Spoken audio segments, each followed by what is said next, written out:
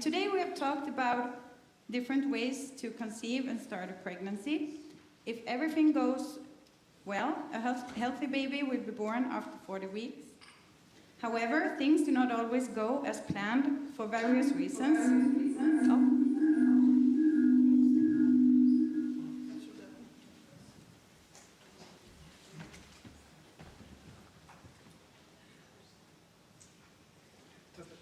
Is it okay? Yeah. For various reasons, some babies are born prematurely or very early. In the last 30 to 40 years, neonatal care has improved significantly. And now babies born as early as 22 weeks can sometimes be saved, but still, many babies born between 22 to 24 weeks do not survive. Of those who do survive, most face long-term health problems from mild to severe, because their lungs, brains, and other organs are not fully developed for life outside the womb. One exciting new technology is artificial wombs, which could change how extremely premature babies are cared for. The idea is to create an environment similar to the womb, where the baby can continue developing until it's strong enough to survive outside.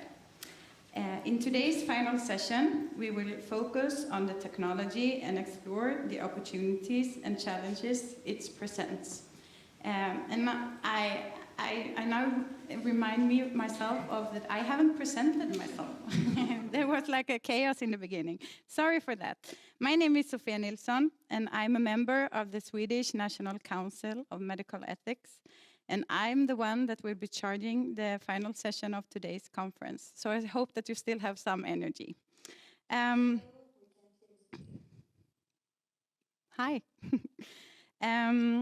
And we are very pleased to have Dr. Elisinda Echark joining us online. I'm sorry about the pronunciation with your, is that okay? Good. Elisinda, good. Good. Elisinda is a consultant, postdoctoral researcher, and associate professor at the BC Natal Fetal Medicine Research Center, which is affiliated with Hospital Sant Joan de Déu in Barcelona and the University of Barcelona. Her lab is one of the few in the world working on this pioneering technology, and they have successfully used it with lambs. Elisinda, please, the floor is yours. Thank you very much for the introduction, and also thank you very much for inviting me to this session. I would like to stay with it because I think that it is very interesting what you have been discussing along the way, these ethics about the reproductive medicine. I will share my screen. I have to share like this, and then just can you confirm, please, that you are seeing my presentation?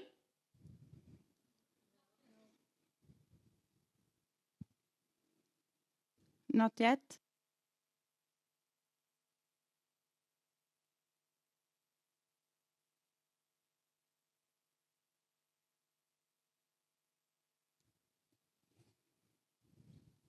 Can I share all my screen? Okay, and now? Kind of, yeah. No?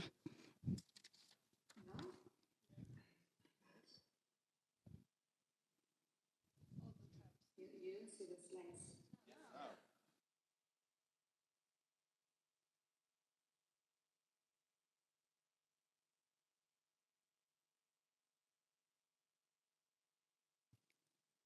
Yes, we can see it.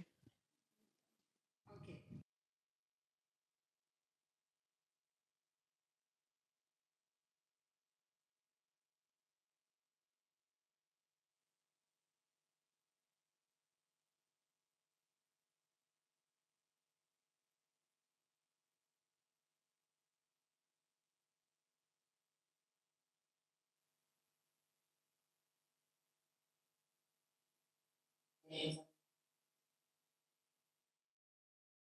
Let's start in the beginning. Why do we need an artificial placenta or artificial womb system?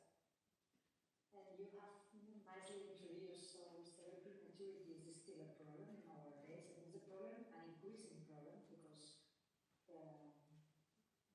maternity, all the maternity and several problems and twin pregnancies, so severe prematurity has really increased in the last years.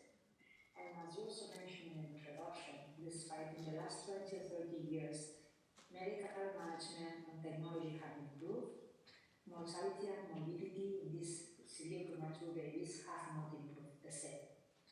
So prematurity affects around 2% of pregnancies. It represents 100,000 borns every year in Europe. And the most astonishing information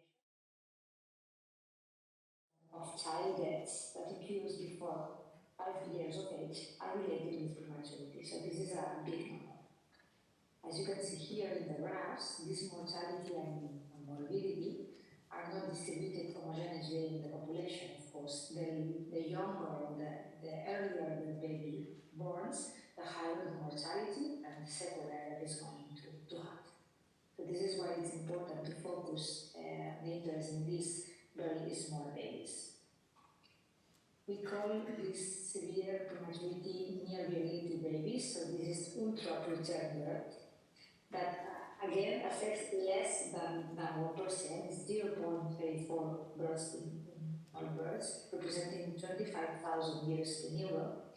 But this group of babies have a 50% survival overall, with 70% of sequelae, of major sequelae, means in neurodevelopment, in lung development, so important sequelae that stay till the end of life, or as we have seen, that produce death before 5 years of age. This is why we are focusing on this gestational age still from 22 to 26 gestation.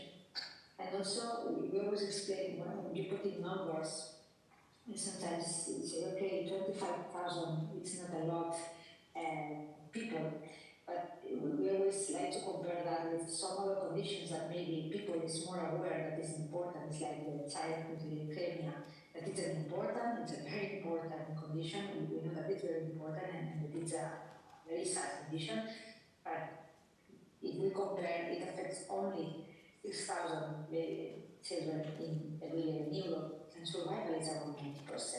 But I think that all the population is aware of how important and how bad is a childhood leukemia, and it is indeed. But I think that normal population, and sometimes not normal population, also medical staff or people that is related with the health are not aware of the importance of this ultra-preterm births that are very, very born very, very early, with these numbers of 50% of survival and 75% of morbidity.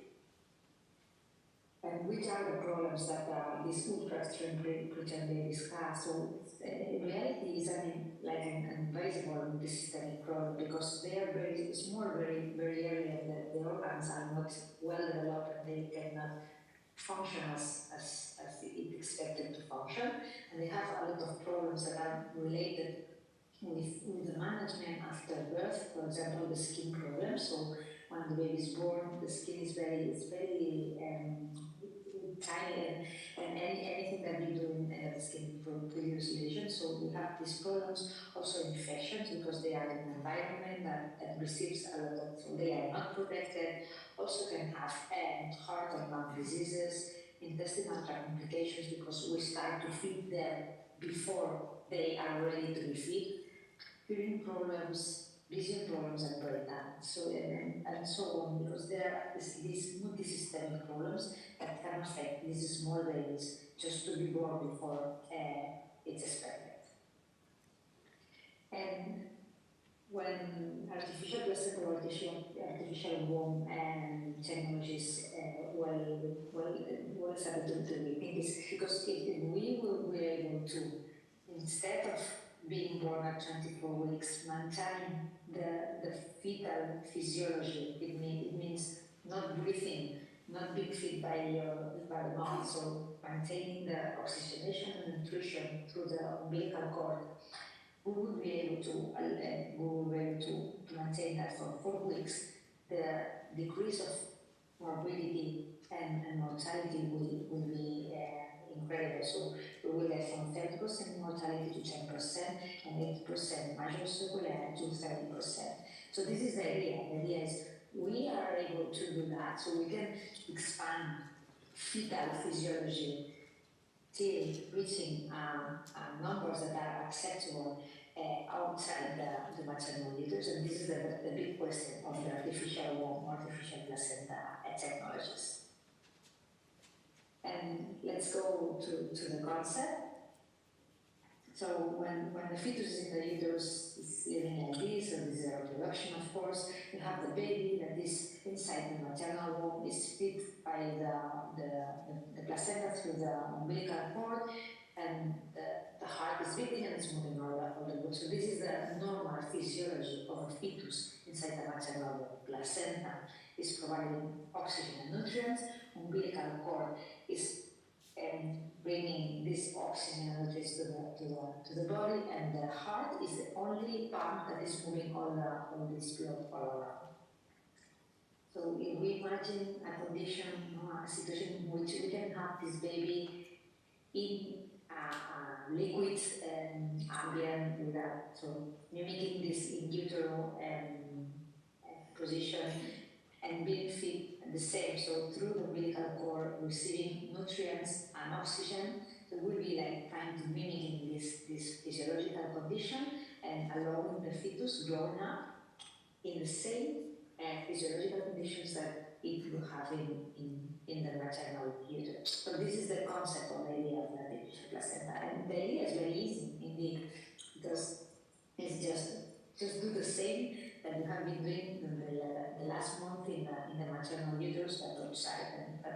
But this is really a medical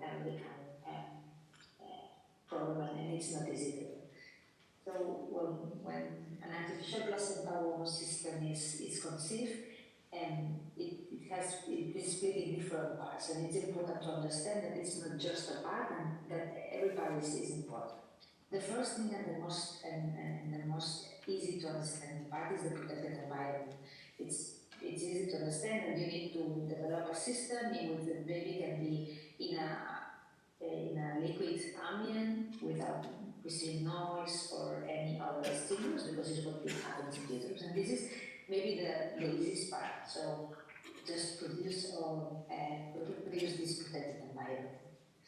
The second part that is also important and it's very easy to understand is that you need to oxygenate this blood. So what has to be done is to create an extracorporeal circulation system, the same that is used for cardiac surgery or for other conditions, in which the blood is getting from the umbilical cord, go to a membrane oxygenator. Here, you oxygenate until in the blood and goes back to the fetus.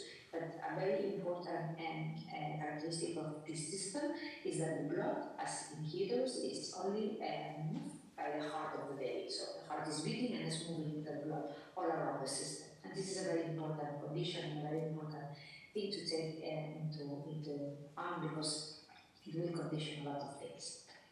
Another important part that we say is the monitoring. Monitoring, we have to monitor the baby and monitor the system, because it's a very complicated system and you need to have everything under control, because when everything deviates from normality, it can complicate, so it's very important to have strict monitoring. Nutrition, and when we talk about nutrition, it's not only to give them to feed with glucose or proteins, we also include here the proportion of hormones that placenta gives. So it's like this nutritional part that is more than glucose or proteins. It's the part for allowing the baby to have all the things that it needs to grow. And finally, transitions, that is more than a structure or more than a physical thing, is all the processes that we need to do to get the baby from maternal uterus to an artificial placenta. It will be the first transition, and the second transition when the baby is really born, or at least when it's going from the artificial placenta to the neonatal life. And as you have seen, and I think that is something that has to be developed along the years, is that we don't have a name for this baby.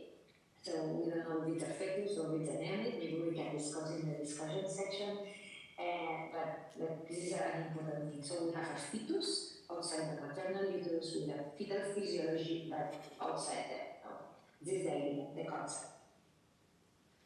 And where we are right now around the world. So right now there are 5 active experimental programs in artificial womb or artificial placenta. Here we have some of them, and I will explain you. So the first one is the Children's Hospital of Philadelphia. This is the group that is led by Dr. Flake, and it's the group that is in the first position of developing the system. They have started a long time ago, and they are the ones that have produced more evidences about the performance of this system. We also have Michigan in the United States. They work also in labs, but they have a different system we will see later now. And they have been working on it, but they have a more an artificial placenta system than an artificial womb. The sick kids in Toronto, they are working in the model of pigs. I will explain later also about something about that.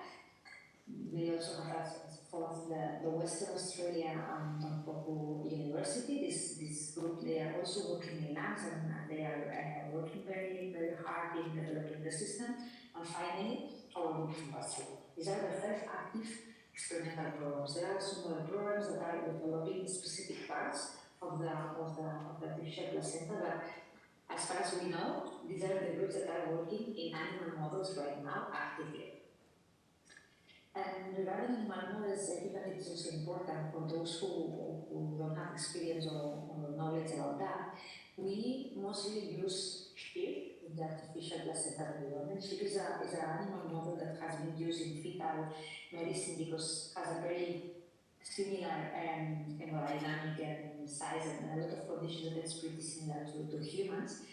And indeed, when we are using artificial placenta, we work with 2 groups of animals. We work with 95 to 100 days lambs, fetal lambs, because they have the same weight that humans. As you can see here, that the correspondence more or less is 500 grams. So this is the size of the baby that we will have when we work with humans.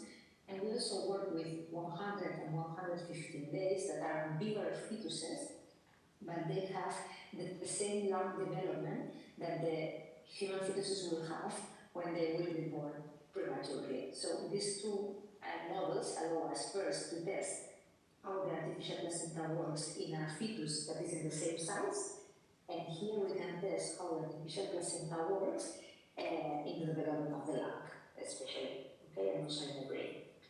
And as a second step, we also have pigs.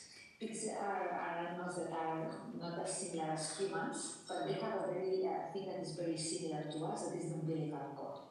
Umbilical cord in humans have 2 arteries that brings the blood from the fetus to the placenta, and 1 vein that brings the blood from the placenta to the fetus after being oxygenated.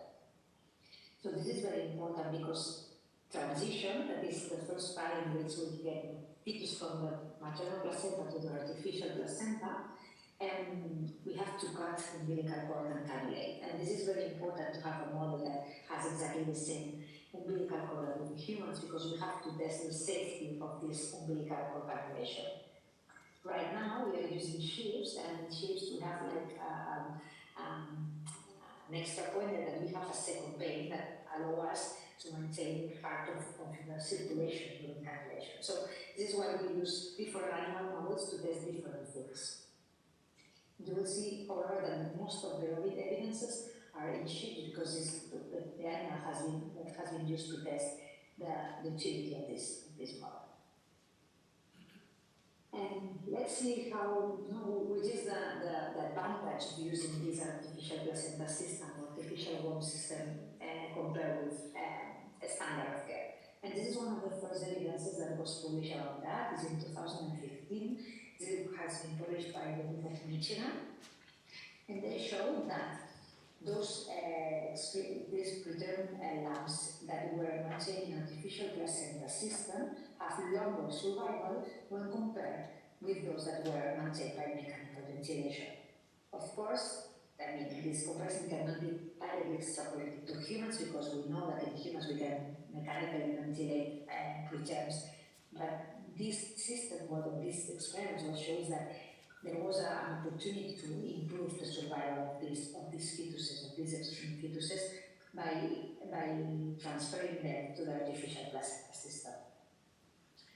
Regarding survival, the groups more or less, this is like a summary of the 40 groups that we are working in lungs, and here you can see that Michigan has reached a maximum survival of 10 days in 44% of cases, and the mean survival is 7 days, and they have done a very good transition to ventilation. It means that they can cannulate the lung and allow the normal ventilation.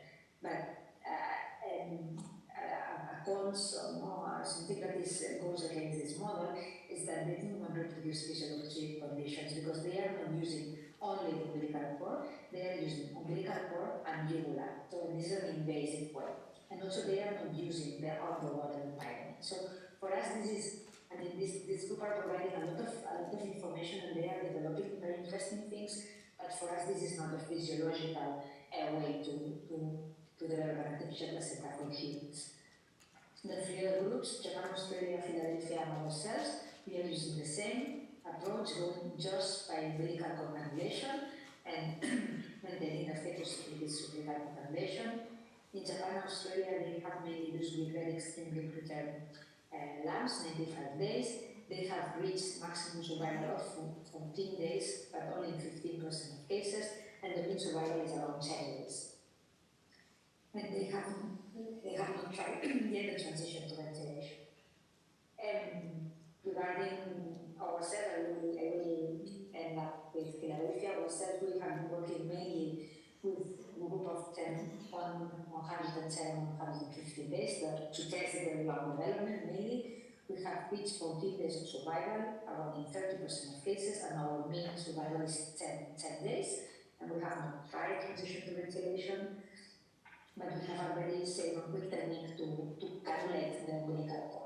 And finally, Philadelphia have tried both models, the earlier and the later. They have reached the maximum survival of 28 days and 21 days, as you can see, not in all cases, but the mean survival is 24 days, that is a very good survival, and 12 days in the earliest.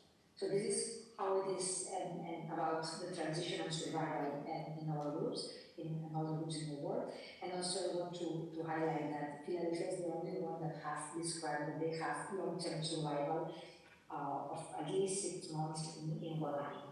This is not something that we in the groups have tested. So right now there is enough evidence to show that this artificial placenta allows survival of fetus, allowing fetus outside the maternal womb under physiological conditions. And here you can see like the ranking of survival. It's always good to see. So group of Philadelphia is the one on the top, and then it's followed by our group and a group in Japan. But what about the development? Because it's good to have good survival, but the other products that have these preterm babies are survival, the development, the maturation of the organs. And there is also enough evidence to show that lung development is completely preserved. So here you have that they have compared controls with those that has been maintained in artificial placenta system, and there is a normal progression from canalicular to sacral, that is the mature structure of a lung. There is the same proportion of cells that produce the surfactant that is essential to breathe.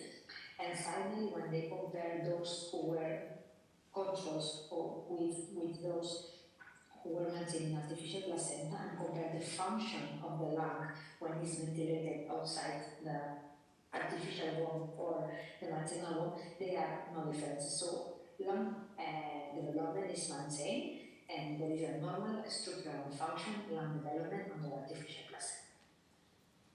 What about the intestine, the gut? Because this is one of the structures of the organs that has a lot of problems in the preterm babies, because one of the complications are necrotizing encephalitis. So all the groups have shown that the maturation in terms of immunohistochemistry with all the expression of the proteins that are needed, that show when the intestine is mature, also the structure, the length of the belly, and also how they are moving, so the motility of this belly is completely normal. So there are no changes in compared with controls, and so this is very good. So the development is not it's okay, but the most important thing is that there are no morphological and cellular changes that are related with necrotizing enterocolitis. It means that it seems that this artificial placenta can protect from this condition. It is a very severe in extreme terms. Regarding the brain, it seems that there is a normal brain development. There are no evidences of overbrain damage, and also some groups have seen that babies, that these fetuses outside maternal bone maintain this normal function outside, so they move the legs, they open the eyes, swallow amniotic fluid, deep respiration movements, so they have a completely normal function. And on the other hand, brain has a completely normal structure with no changes in the vessels of the brain or in the degree of myelination or the volume of the brain. So it seems that there is no over-brain damage in the brain, but it has to be pointed that all these evidences have been demonstrated, in the older animal models. And these models are not a good model for intraventricular hemorrhage. That is a very also important consequence of infertility. So we are still collecting more evidences to show that there are no increase of intraventricular hemorrhage in these fetuses. And finally, the cardiovascular. You have like 2 more minutes. Sorry. Okay, so I will go faster, because so I will show you some images about how it is, because sometimes it sounds like how is the placenta. So this is a day of the surgery, the day that we transfer the animal. This is how it looks like our system. So here in this part we have the animal, and this is all around. These are the equipment that we need to maintain this fetus outside. But I mean, the fetus is not. I mean, it's very similar to an NICU, but the fetus is not receiving any stimulus because it's inside here. It's isolated. We have this system to monitor, and we have a remote monitoring. This is how our survival has increased. So this is to show that it's not easy to develop an artificial placenta system. That sometimes at the beginning is hard, but at the end we have reached these 14 days, and this increases increasing the knowledge, but also increasing the technologies. And I will show you a very brief video. This is a fetus with a fetal physiology that is maintained in the artificial placenta. You can see here that the cord is pumping, so it's pumping because of the heart. So this is a fetus in an artificial placenta. And just to finish, next steps of consideration, I think that we can use that also for the discussion. I will end up here. This is our plan. We know that in the United States they are almost want to start the clinical trials to use this in humans. But we think that still we have some challenges to overcome before going like clinical, non-clinical use. This is the vascular ablation to reproduce exactly the mechanical physiology and evaluation. But one of the most important things, and I think that also ethics has to do with that, is to define the candidates that we need, that will be the perfect ones to be going to the artificial placenta. I will skip that. Just to finish, and I think that we think artificial placenta is a future solution for these ultra-preterm babies globally around the world. We think that there are solid proof of principles in experimental models to demonstrate increasing survival and the non-negative effect in the development, that the first clinical trials will come in the next years. And we are pretty sure that in the United States they will start next year. And of course, the first results in humans will determine what is going to happen with this. But also there is a lot of things to do about also legal and ethical paths. And thank you very much for your attention. Thank you very much. I'm excited to introduce our next speaker, Dr. Chloe Romanis, an associate professor in biology at Durham University, UK. Dr. Romanis has explored artificial wombs from various ethical and legal perspectives. She will share her insights on the challenges this new technology presents. Please welcome. Can you hear me okay? So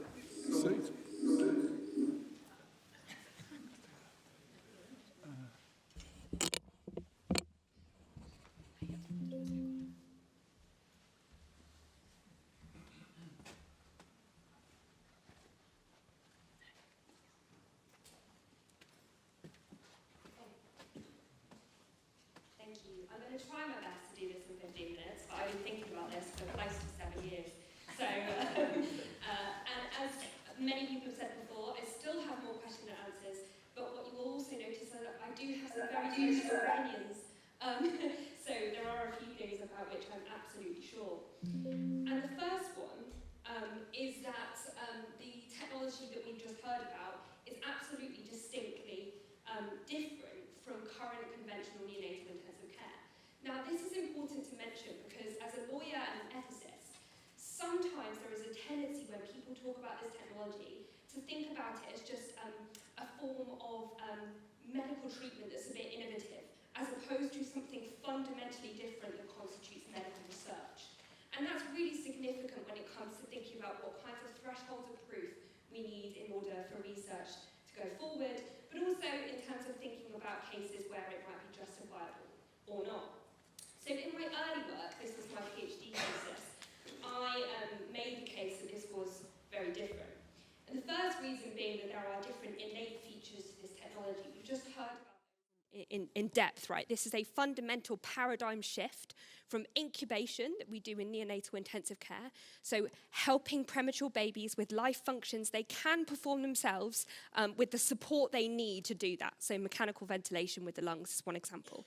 Two, something very different, which is gestation outside the body. That is facilitating the process of creation that turns, a fetus into a mature fetus and something that has the physiology in order to survive in the external environment when we remove it. So that is, I think, the reason why the technology is so different. But something else I've been thinking about more recently is how this technology makes visible the distinction between a pregnancy, so that is a state of being, so somebody is pregnant, and gestation, that is the process of creation, right? And those two things can exist separately. And this already happens in loads of cases. For example, when people sadly experience late-term fetal loss, we can see that there is a pregnancy, a person is still pregnant, but there's no longer any gestation because that process of creation has ceased. In this case, what we're seeing potentially is gestation without pregnancy. That raises lots of really significant ethical questions. As has already been noticed by the previous speaker, the subject of artificial placenta is a distinct subject. And she asked, did anyone have a name? Well, I do, from 2018. Right? So I termed this subject a gestateling, which in English literally means the subject of gestation, which at the time I was doing my PhD was all I was confident about in terms of this entity. It's not a fetus because even though it has fetal physiology, it's not a part of a pregnant person, right? And every fetus ever has been a part of a pregnant person. It's also not a neonate because it doesn't have the physiology to survive in the external environment. That means it's something different. What do we know about it? It's gestating, hence the gestateling. And that also is really important to note in terms of the critical distinctions that are visible at this point in time.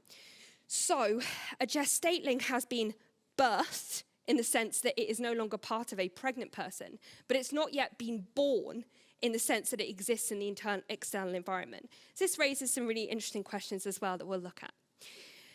Also, really importantly about this technology and why it's different from neonatal intensive care is that it has potential uses beyond emergencies, which raise some ethical questions that we also need to have a look at as well. Just a few quick points on terminology before I look at those. The first is, in common parlance, people often talk about this technology as an artificial womb. I always call it an artificial placenta for two reasons. One, it better describes the physiology of what's going on, as we've just heard. But secondly, in terms of the symbolic implications of this technology, I think it's really important to make sure that distinction between gestation and pregnancy is really clear. And if we talk about controlling gestation outside the body a bit more, I worry about the implications that could have for pregnant people. And so I like to make the distinction between a womb, which is a part of a female person's body, and a placenta, which this technology is able to mimic. Secondly, sometimes people will talk about this technology as ectogenesis. It's a little bit of a bugbear of mine. It's not ectogenesis, because that literally just means development outside. All children are constantly developing outside. Ectogestation is the term we're specifically looking at here, because we're looking at gestation outside of the body. And then finally, I noted the term gestating. Other people have now accepted that this subject is a unique entity, but made suggestions about their own terms. So the team in Philadelphia, they've said, we won't call it a gestating, we'll call it a fetonate. But that, to me, as a lawyer, is a contradiction in terms, right? It's an oxymoron. A fetus has no legal rights. A neonate has full legal rights. A fetonate seems to be an oxymoron in and of itself. But also, I don't see why we should emphasize the similarities this entity has to those things, rather than really give it a name that emphasizes the difference. And some people call it an ectofetus, but I've made it very clear why it's not a fetus. So, some questions. The first is, when do we use this experimentally on humans? And the first point I will make, and again, this is a strong opinion, but it's important to think about this first and foremost, not as experimental neonatal intensive care, but as experimental obstetrics, right? Because the person which we're experimenting on first is the pregnant person. This entity has to be removed from a pregnant person in a physiological state suitable to go into an artificial placenta. That means we need to think about who we're getting these entities from when we're doing experimental treatment. And there has been some debate, mostly in the media actually, about who the appropriate subject would be. Some people suggest it needs to be an emergency situation, so somebody's developed a medical complication. But I have some concerns about that, right, in terms of this is medical research. We need good standards of informed consent about something going into an artificial placenta rather than neonatal intensive care. And I don't think you can have those conversations fully with people in an emergency. I think we're more likely to be looking at cases where there's a medically indicated preterm delivery earlier on in pregnancy, and so there can be some planning for it. And I know that the Netherlands team, for example, have placed considerable emphasis on that as their strategy. Once we've decided which pregnant people, we then need to think about which human entities are going into it.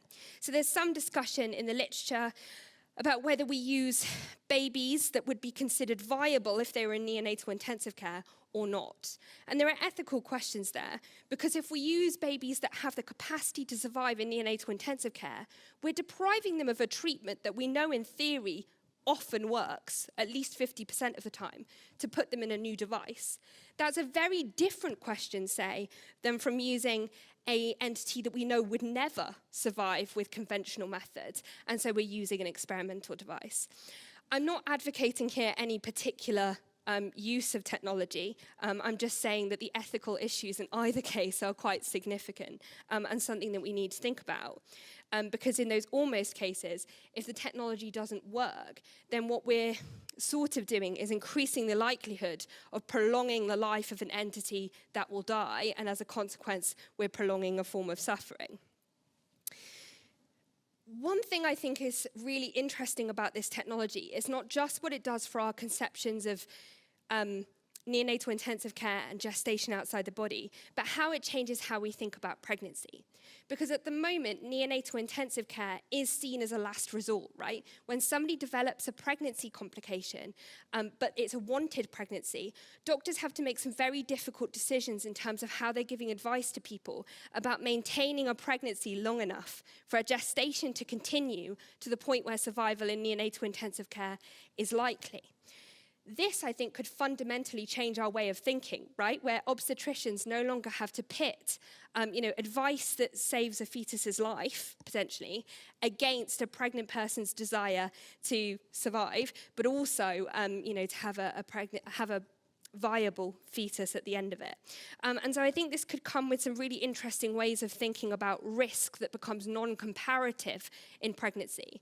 And so I have some thoughts and feelings about how we can encourage obstetricians to change their perceptions of pregnancy as this sort of like two-patient type way of thinking. And maybe this technology could help in some instances. Now, something I'm really keen that we place front and for really at the development of the technology is not just how well it works for fetuses, but it's how well it works for formerly pregnant people. I mentioned the distinction between pregnancy and gestation. There is a phenomenon that we're aware of in the neonatal intensive care literature of pregnancy loss separate from procreative loss. So even when a baby survives, people can grieve the ending of their pregnancy and or sometimes feel guilty about the premature ending of their pregnancy. In a case where we have a device that's marketed effectively as the taking over of a pregnancy, how can we do what we need to in terms of care pathways to provide support for pregnancy loss or people who may be feeling those sorts of feelings, even if overall the outcome for them in terms of their reproduction is exactly what they wanted it to be? So lots of thoughts and feelings about that one. There might then be questions about reproductive choice that come into the equation as well. So mostly when people have been discussing use of this technology, they've been thinking about it in circumstances where it becomes medically necessary to effectively opt out of a pregnancy. But there are scholars who suggest that actually maybe we should be thinking about this more broadly as a reproductive choice. Even if we're talking about a device that can only do partial gestation, right? So the kinds of devices we've heard about, they only work once an entity has fetal physiology. So we're not talking about growing babies from scratch, but there might still be imaginable instances where people want to end their pregnancies before full term and keep the resulting child. And so questions about whether we should do that become important. But those questions also come with questions about accessibility. And one of the key things for me, coming from an English perspective, is that we have considerable legal and social regulation around pregnancy that we tend to think about in one way, but this technology makes visible how it operates in another. So one substantial thing is that revealing the distinction between pregnancy and gestation, we can see that English abortion law does not criminalize ending gestation. It criminalizes ending a pregnancy. And so in theory, even if this technology worked absolutely perfectly, it might amount to a criminal offense to opt out of your pregnancy, even if your gestation doesn't end. And so we can really see the extent to which we regulate pregnant bodies. And I've obviously got thoughts and feelings about that. Lastly then, I think we need to go back to thinking about the gestating and think about treatment in an artificial placenta. So let's imagine somebody's opted out of their pregnancy, whether it was necessary or not, and we have this entity in an artificial placenta. And we really need to start thinking now in advance of the existence of this entity, which really has never existed before, right? This is a subject of gestation outside of a body. What can be done to it? In what circumstances? And who decides? So this, I think, is a really interesting... Sorry. I don't know whether to give up. Oh, no, it works, okay. So this, I think, is a really interesting question, where some of the differences between a fetus and a gestating and a neonate and a gestating really come to the fore. We don't need to treat it like a fetus, because we give fetuses no legal rights because if we did, that would limit the rights of pregnant people, right? So potentially we can give it more rights than a fetus. But do we need to give it all the same rights that we do an entity that is born and has natality and exists in a social environment and interacts with others? I mean, I can see a case for treating it exactly the same, but that doesn't change the fact that it's materially different. And there might be circumstances in which the difference becomes significant. So is there a difference, for example, if a complication develops in switching off a gestation, so ending the process of becoming, and turning off neonatal intensive care, right? I think those kinds of questions are big, and I haven't come up with an answer yet, although one of my research students has tried. But the point is that that significant difference needs to come to the fore slightly. That depends really on what we think about the legal status of an entity in an artificial placenta, right? Not just its moral status. And in England, I've mentioned birth is what affords legal personality for important reasons. But our standard of birth is much higher than people think it is, right? So the law says completely removed from a pregnant person, but also effectively actively alive, which raises questions about what it is to be actively alive, right? And so I think there is a very good argument, which I have made, that a gestateling does not meet the legal standards for our current affording of legal personality, which could mean, right, if we don't get involved sooner rather than later to revisit our definitions of birth, that we have entities gestating outside the body with a very uncertain legal status. Now, what we've talked about today relates to partial ectogestation. I have taken some time, I had a research fellowship at Harvard, and then also very kindly with Stephen's team in Lancaster, to think more broadly about the nature of gestation and what technology means in relation to it. So I looked at surrogacy, uterus transplants, partial ectogestation, and the idea of a machine that could grow babies from scratch. And I had a lot of fun with looking at the sort of broader questions. So things like, how does this affect the way we think about abortion? How does this affect the way we think about parenthood and that Mater Est principle that we've heard so much about? So that book with Oxford University Press comes out on the 6th of January.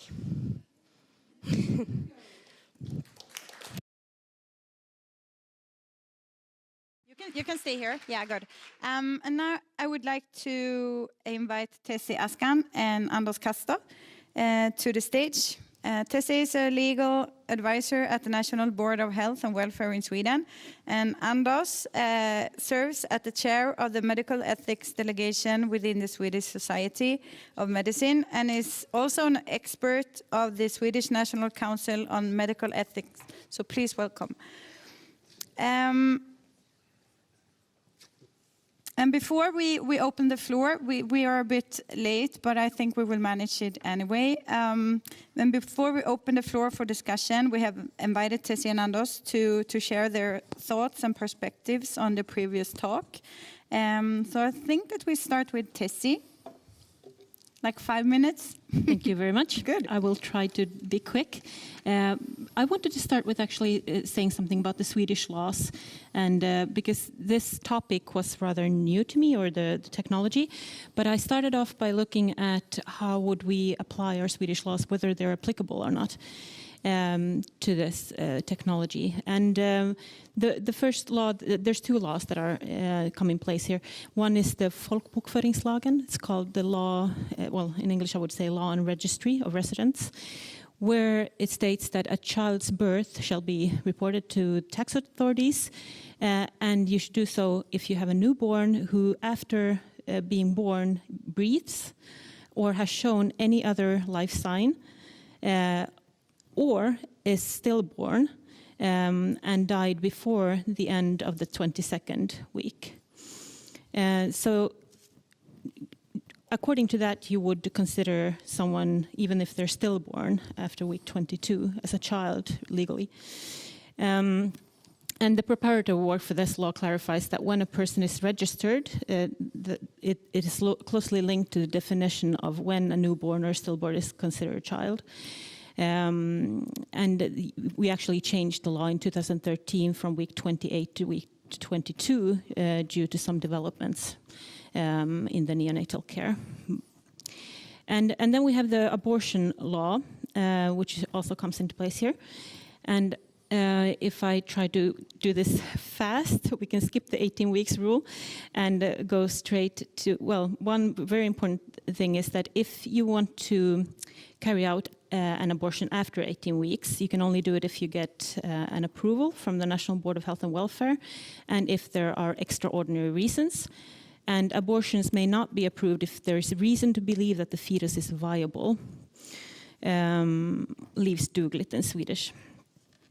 But the law is not only about abortion, it's also about terminations of pregnancy. And that is when the pregnancy has less than more than 18 weeks. And that can also be performed if you have the approval of Socialstyrelsen, the National Board of Health and Welfare. And if one can assume that the pregnancy, due to health reasons or a physical problem with the woman, sjukdom eller kroppsfel hos kvinnan, could cause serious danger for her life or her health. So this could be possible to apply, actually, even in my opinion, this would be possible to apply also if you were to terminate a pregnancy after week 18 and use an artificial womb.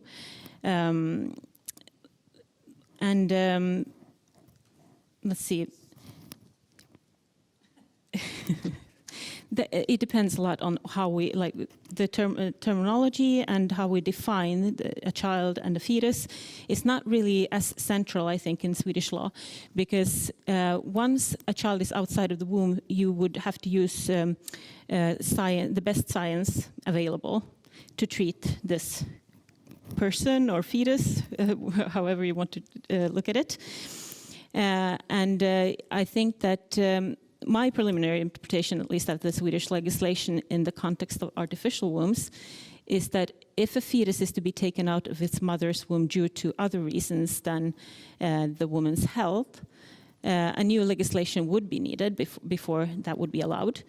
However, if the fetus is aborted or taken out due to the health of the mother, it would be given the status of a child if it shows any signs of life. And if it doesn't, it would still be considered a stillborn. But if you have this technique, this technology, why not apply it and save a life, which is part of healthcare's assignment. So I would say that the laws in Sweden would possibly be suitable to address this new technology, but only if the reason for interrupting a pregnancy is the mother's health, or if a newborn can be treated in an artificial womb. However, I'm trying to find the right words for this, but producing a baby right from the point of an embryo to full term, if that is the future we're looking at, that is not regulated and would have to need special attention by the legislator if this was to become a possibility. I will stop there because I think I extended my 5 minutes. Thank you. Anders, go ahead. Yeah, thank you. I will give you a few reflections from me, rather as a clinician than an ethicist or a legal representative. I'm thinking about this development, this issue, the artificial wombs, as a development where we can think about where we are in research today, or we can think about what's on the doorstep to the clinic in a year or two, or we look far into the future. And looking far into the future, I'm thinking about Yogi Berra, the future ain't what it used to be. But I'm a little bit daunted by this project to mimic the interaction and the connection between a very vulnerable premature baby and the placenta and the mother, and to do that in a way that is safe. The step to the first baby put in a bag, how that is going to be done in a safe way. And there I want to make another citation, this time from Star Trek, that there we are really taking families and babies into domains where no one has ever been before. And considering the curves in the beginning of Elisenda's presentation about the problem of the very premature children, where most die, but those who survive do so with a lot of sequelae. And these babies survive they haven't been surviving for a very long time. And as not working in neonatology, but more in general pediatrics, it's very noticeable, this new patient cohort that we didn't have in the beginning of my career or 15 years ago. We have new teams that take care of children with severe lung afflictions, severe movement disorders, cognitive disabilities, and they can be quite sick, and there's a lot of care in hospital care, even intensive care, from time to time, temporarily. And therefore, I hope that when this development continues, I really, really hope that there will be more focus on morbidity than mortality. I think it's much more important to increase the health of these surviving children than having more of them survive. And that would be very important for me. If one looks a little bit ahead into the future, if we can extend the time downwards to when we can save fetuses, really down to very early stages, if we can do that, we will meet half the human population that today is lost in miscarriages. And that might give us something to think about. Among the most difficult decisions, as far as I know, in neonatology, are the go or no-go decisions after a troubled launch into life, where you are born and where you have to make a decision if we are going to try or not. And those decisions are very difficult. And when making them, and particularly in the light of the severe consequences with sequelae, I think we need a better way to balance chance of life against risk of poor quality if you survive. I'm not sure we are really that very good, and that would inform the coming experiments as well, I think. And finally, I think pregnancy and the welcoming of a new baby into the world, for all of us who are parents, is kind of a miracle, isn't it? And when we are trying to control this moment in life, we are controlling something that is filling us with awe for nature and life and the numinous. And particularly if this life in the bag will take a long time, it will complicate this feeling for us, I think. Will we even know when the child is born? Is that when it leaves the mother or when it leaves the bag? And I think it's important, as you said in your speak, to know that there are differences here, but they can be rather complicated, I think. And I'm thinking about the brain death concept that we've had for quite some time. It's been very useful, saved a lot of lives, but it's still very complicated in life. To seeing someone you love who is declared dead, but the body is warm and is breathing with help and circulating. And now we are doing something similar at the beginning of life, I think.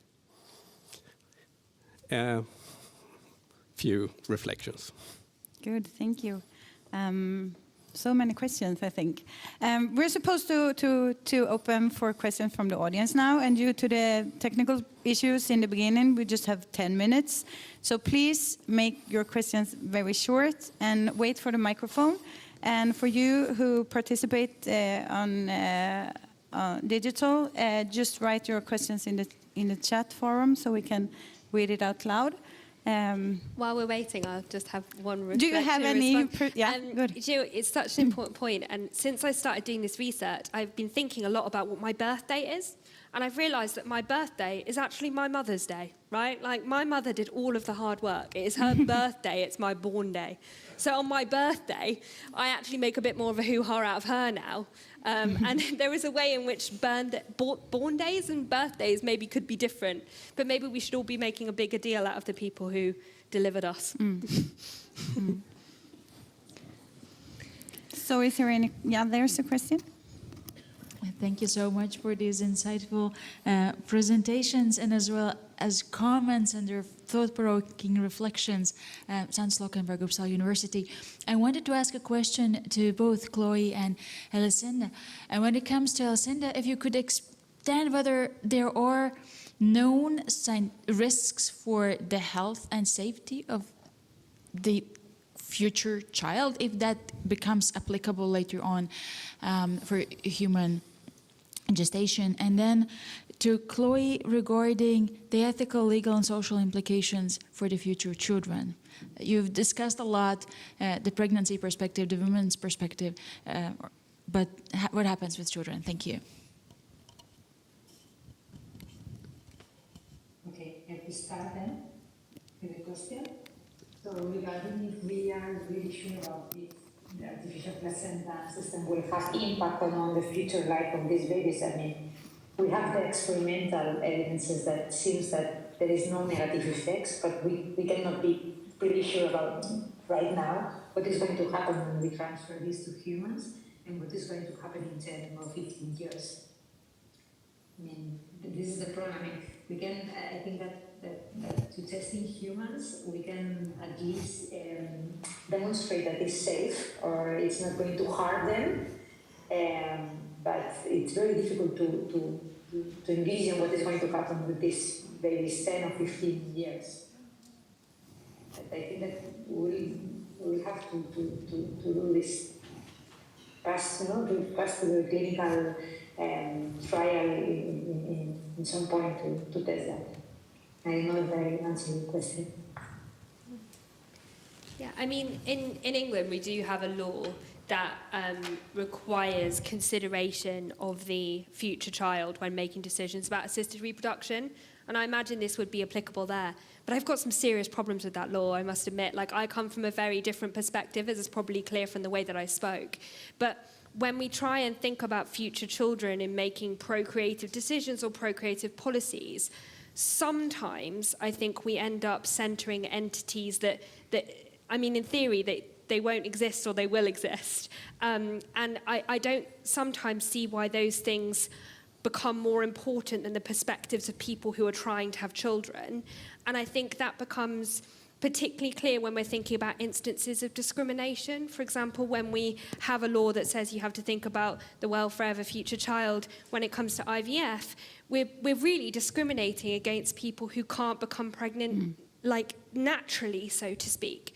And so I do worry a little bit about the application of those laws. I think it's really relevant. I just don't think it's a legal question or should be a legal question. Because we have other vehicles for dealing with those sorts of things, like the welfare state and so on, if that makes sense. Any more questions? Yes, it's a discussion point, mainly to Chloe. You did, as far as I understand, a sharp distinction between gestation and pregnancy. True? Yeah. And you said that the legal status somehow determines, and you at least you avoided perhaps the moral status. But would you say, what would you say about the ontological status of the human life in the bag or the human life in the womb, in the natural womb? Is there a difference or not? Yeah, for me, that's why there's a significant difference between a fetus, which is I subscribe to the metaphysical belief that a fetus is a part of a pregnant person. And as a consequence, a fetus is a part of a pregnant person. A gestateling is significant because it is not part of that pregnant person. I mean, no matter what belief you take about the metaphysical status of a fetus, it's quite clear to see that a gestateling is different in the sense that its location is different. And I think that is meaningful. Like, I mean, I find it really surprising that in the philosophical literature, there is a lot more argument, at least with me, about whether a gestateling is a neonate or not. There is a lot less argument about whether we could just consider this a fetus or not. My objection to considering it as a fetus is purely that decisions we make about that entity would naturally then impact on pregnant people's rights. And we need to draw a clear distinction there, for me. So in a sense, the location of the entity determines the ontological status. Location and physiology, right? I think both are relevant. Physiology. What do you say? Physiology. And the physiology. And also natality, that often gets left out of things. And I probably wasn't clear enough about this as well. Like, a subject of an artificial placenta can't be held or touched or smelled, and all of the things that sometimes can happen in neonatal intensive care that make that quite different. And that's why I do think the pregnancy loss consideration is important in neonatal intensive care, but it's even more important here. I think there are potentially some people who might have a really difficult time with the idea that a machine is doing what their body was supposed to do. Now, I don't think we should encourage people to feel guilty. It's just that we know that phenomenon exists. So what can we do to make those people's lives better? And some of the teams building these devices have been thinking about that, and I think that's important. Sorry. Discussion right now, because Tessie had just one close up. Sorry. That you had innovated, if I may say. I think there's it probably has significance maybe in the British legal system, but not so much in the Swedish. I think it does. You said your law says breathe or any other signs of life, right? It doesn't breathe air. And what does any other signs of life mean? I mean, depending on what standard you take, I have issue with lots of people using non-exertive signs of life to satisfy that definition. Because in theory, my kidney would, if you took it out of me to transplant it into someone else, or an embryo that you're about to put in the freezer. So that for me is, we have exactly the same law, and I have a paper I can send you about why I don't think that any other signs of life thing is satisfied. Yeah, and I'm not sure that distinction is necessary in the legal system that we have, and also doing the distinction between the status of a fetus in an artificial womb and during the pregnancy in the body, or also comparing that to an incubator. There's the same emotional sensation for the mother that I was not able to carry the child full term, and now it's in the incubator. So I don't see the reason really for that legal definition. Maybe we'll talk later, because I've talked enough, haven't I? Good. I think that must be the last thing in our debate, or in our conclusions here, because now it's 5 o'clock. And I would like to thank Lucinda, Chloe, Tessie, and Anders for joining us here today. And I think we can give them an applause. And Sven-Erik, you're supposed to do the closing remarks now.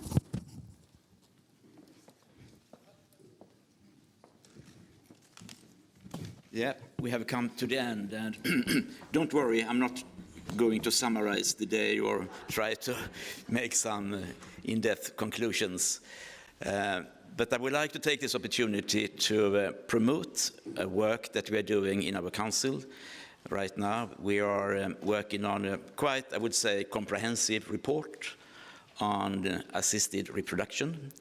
And we will have a meeting tomorrow to discuss that, and hopefully we can publish that report in the coming spring. And as I said, it will be quite comprehensive, and it will touch upon many of the aspects we have discussed during the day.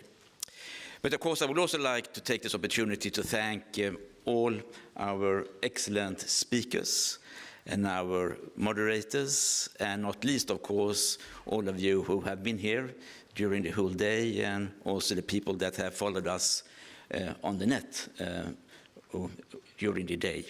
I think you can agree with us that agree with me that we have had an interesting day, And talking for myself, I have learned a lot during the day, and I got many new things to reflect upon.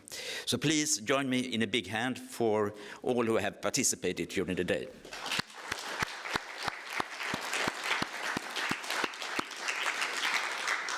And before we are leaving, I would also like to thank our excellent secretariat that have made this day possible. It's a very small secretariat, but highly efficient. So please also join me in a big hand for Lotta, Carolina, and Mikael.